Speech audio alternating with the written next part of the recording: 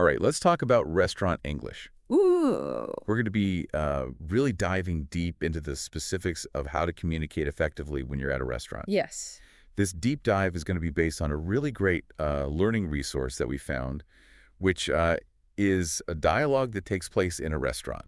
All right. So if you've ever, struggled to order food in English, you've maybe felt a little bit nervous or awkward about it, this is definitely the deep dive for you.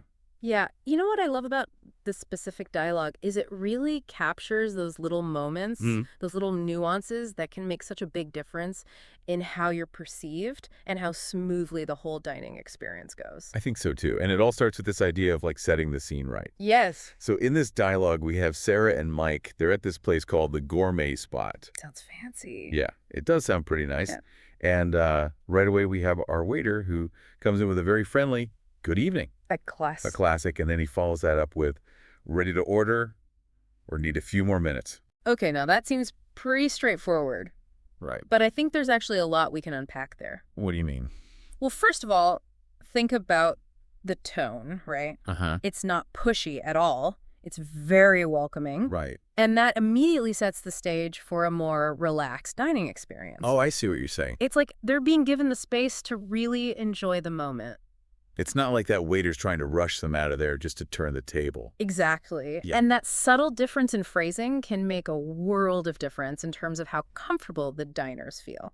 I've definitely been to places where I felt rushed by the waiter. Oh, I'm sure everyone has, and it's not a pleasant experience. Not at all. So kudos to this waiter for starting things off on the right foot. Absolutely. Now, Sarah, being new to this restaurant, she's not familiar with the menu, so what does she do? Well, she does something really smart. She asks for a recommendation. Yeah, she says, can you recommend something popular here? Now, this might seem like a simple question, but there's a lot of strategic thinking behind it. Okay, I'm intrigued. Tell me more. When you ask for a recommendation, you're not just asking for information, you're actually acknowledging the waiter's expertise. Ah, so you're saying it's like you're giving them an opportunity to kind of shine a little bit. Exactly. And that can go a long way in building rapport and creating a more personalized experience. That's interesting because I've always kind of thought of asking for recommendations as like a way to avoid decision fatigue. Oh, absolutely. It can definitely help with that too. But you're adding a whole other layer to it, this idea of like building a connection with the waiter. It's about more than just getting the food on the table. It's about creating a positive interaction. I like that. And I noticed that Sarah uses the phrase, can you recommend? Oh, yeah. Good cats. Which, is very polite. It is. And that politeness goes a long way in reinforcing that sense of respect and collaboration. So it's not just about getting what you want. It's about how you ask for it. Exactly. It's about those subtle cues that can make all the difference. So the waiter suggests a few things. The grilled salmon, the house special pasta, some garlic bread, Ooh, garlic bread. and a Caesar salad. Classic choices. Classic choices. And already right off the bat, we're getting some great restaurant vocabulary. Right. Now, Mike decides to go for the salmon, but he asks, does it come with any sides? This is such an important question. It is, and why is that? Well, by asking this question, Mike's avoiding any assumptions and making sure he gets exactly what he wants. Right, because maybe he's assuming it comes with a side of rice or some vegetables. Exactly, and then if it doesn't, he's going to be disappointed. Or he's going to have to like order something else, and it just makes things more complicated. So it's always better to be clear and ask the question up front. And Sarah does the same thing when she's curious about the house special pasta, right? Absolutely. She asks, what's in it? Which shows that she's not just blindly ordering something. She's actively engaging with the menu. And that engagement is key. It shows that she's interested in the food. And I bet the waiter appreciates that. I'm sure he does. It's like they're having a little conversation about the food. And that makes the whole dining experience more enjoyable for everyone involved. Exactly. Now let's move on to the drinks. Okay, drinks. Mike orders a lemonade. Sarah opts for iced tea. And the waiter, being super attentive, follows up with, is there anything else I can get you in the meantime? I love that. Yeah, he's going above and beyond. He's anticipating their needs and making sure they feel taken care of. It makes you feel like you're in good hands. But is this kind of proactive service expected everywhere? That's a great question, and it brings up a really interesting point about cultural differences. Oh, tell me more. In some cultures, this level of attentiveness might be seen as a bit too much. Really? Right? It might even come across as intrusive or pushy. Wow, I never thought about that. It's all about understanding the context. So in this particular dialogue, which we can assume is taking place in, let's say, North America, Right. this kind of proactive service is perfectly acceptable. Even expected. It's part of what makes for good service in this context. So even something as simple as asking if you need anything else can have cultural nuances. Absolutely. It's fascinating, isn't it? It really is. Now, while they're waiting for their food, Sarah and Mike, they engage in some small talk about the restaurant's ambiance. Oh, I love a good ambiance chat. Yeah, it seems like a nice way to pass the time. And it's more than just passing the time. It can actually enhance the whole dining experience. How so? Well, when you engage in small talk like that, you're showing that you're present. You're not just there to eat and run. You're actually taking in the whole atmosphere. Exactly. You're immersing yourself in the experience. So it's like you're creating a more holistic dining experience. Precisely. You're engaging all your senses. Now, the moment we've all been waiting for the food arrives, and the waiter says, "Enjoy your meal." The magic words. The magic words. Mm. And there's something about that phrase, isn't there? There is. It's like a little verbal bow. Oh, I like that. It's acknowledging the effort that went into preparing the meal and inviting the diners to truly savor the experience. Yeah. And it's like a signal that the main event is about to begin. The culinary curtain rises. Now, both Sarah and Mike express their thanks, showing appreciation for the service. It's always nice to acknowledge the people who are taking care of you. Absolutely. And this is where it gets really interesting for me, the feedback part. Oh, yes, the feedback. Mike starts by saying, "This looks amazing," which is great, but Sarah takes it a step further. Tell me more. She actually describes what she likes about her pasta dish. This is so important. Why is that? Well, it's not just about saying it's good. Yeah. It's about demonstrating that you're really engaged with the food. Right. By describing specific aspects that she enjoys, Sarah's providing valuable feedback to the waiter and indirectly to the chef. It's like she's not just a passive consumer of the food. Exactly. She's an active participant in the culinary experience. And I bet the chef appreciates that kind of detailed feedback. Absolutely. It shows that she's paying attention to the nuances of the dish. Right, not just like, "Oh, this tastes good." Exactly. And that level of appreciation can make a world of difference to those who created the meal. It's like she's elevating the whole experience, turning it into something more than just a transaction. Beautifully said. Now, as they're finishing up the wait, the waiter returns, ever attentive, and asks, "Would you like to see the dessert menu?" The dessert dilemma. Oh, yeah. This is where things can get a little tricky. It is, especially if you're trying to be polite, Right. but also maybe mindful of your waistline or your budget, Or both. or both. And it can feel really awkward declining. Especially when the waiter is so enthusiastic. Right, like you don't want to disappoint them.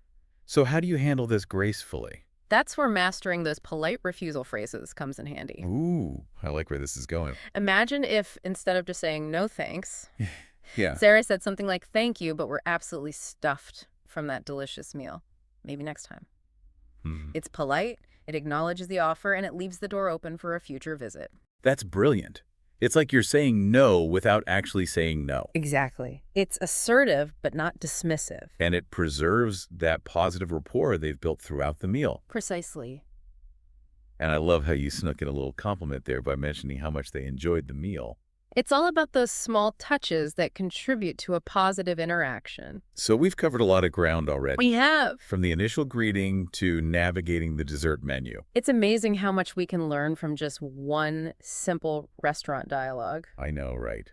And what are some of the key takeaways that you think our listeners should really hold on to? Well, one of the biggest things that stands out to me is the power of polite phrasing and strategic questioning. Yeah, I was thinking the same thing. It's not just about being nice. It's about using language effectively. Exactly. It's about using language to create a more enjoyable and personalized experience. Right, and it's not just about the words themselves, but the intentions behind them. Like we discussed earlier, asking for recommendations isn't just about getting information.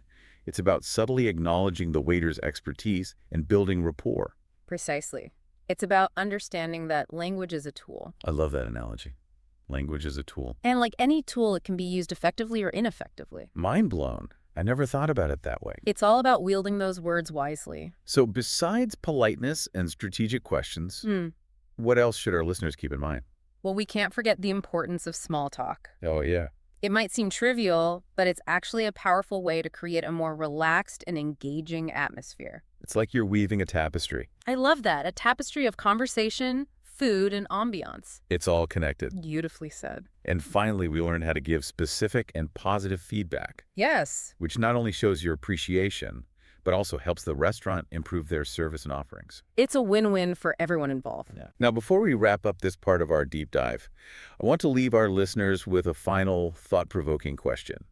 We've been focusing on this, pretty standard restaurant scenario, but what about other situations? Okay, I see where you're going with there. What if you're at a bustling food market? Ooh, good one. Or just grabbing some takeout? Yeah, those are great examples because the dynamics are totally different. Exactly. So how can listeners adapt what we've learned to those situations? Well, it's all about recognizing that communication is context dependent. Okay, that makes sense. So let's say you're at a busy food market with tons of vendors and people everywhere. Yeah, super lively. In that kind of setting, being direct and concise is key. Got it. You might just point to what you want and say, I'll take 2 of those, please. Rather than trying to start a whole conversation. Exactly. It's about respecting the pace and energy of the environment. So you're saying it's less about the subtle nuances and more about just getting the job done. Precisely. Efficiency is key in that scenario. Now, what about the opposite end of the spectrum? Oh, you mean like a really formal fine dining experience? Exactly. Would the same principles still apply? They absolutely would, but the tone and the level of formality would definitely shift. Ooh. Tell me more about that. Well, you'd still want to be polite and ask questions. Right.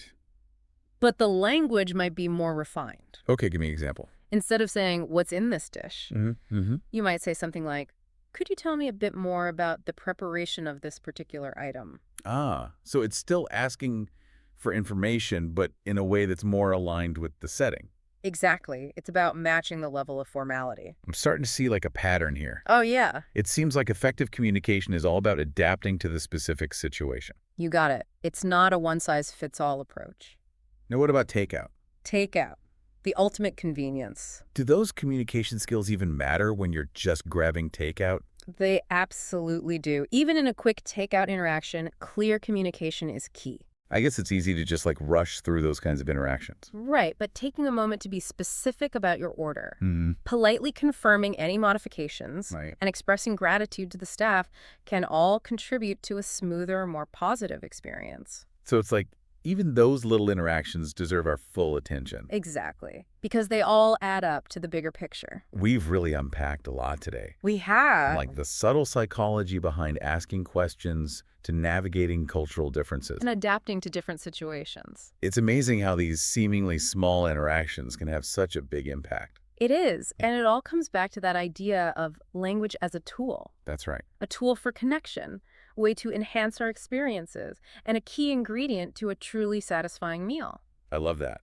So to our listeners, next time you're heading out to grab a bite, remember these tips and tricks. Yeah, put those communication skills to work. You might be surprised at how much they can elevate your whole dining experience. Bon appetit. So much great stuff in this dialogue. I know, right? Yeah. It's like a master class in restaurant communication. It really is. And it makes you realize that even those everyday interactions can be opportunities to learn and grow. Absolutely. It's all about paying attention to the details. And being mindful of the context. Exactly.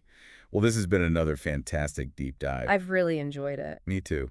So much good stuff to chew on. Pun intended. Maybe. Well, to our listeners, we hope you found this deep dive helpful. And that you'll feel more confident and comfortable navigating those restaurant scenarios. Remember, communication is key. And bon appetit. Always.